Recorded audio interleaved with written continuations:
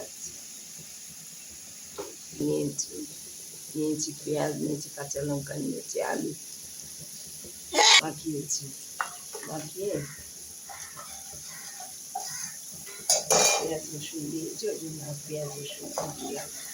এখানে লঙ্কা দিলাম,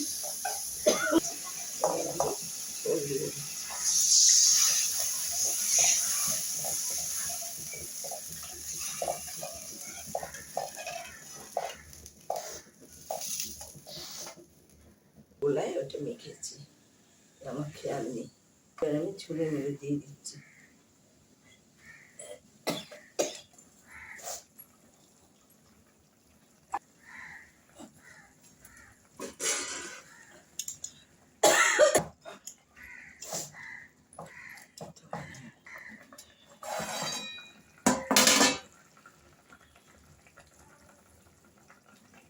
এবার আমি গরম মশলাটা আর সামান্য একটু ভাজা জিরে দিয়েছি। এর আগে আমি কোনো জিরে দিইনি।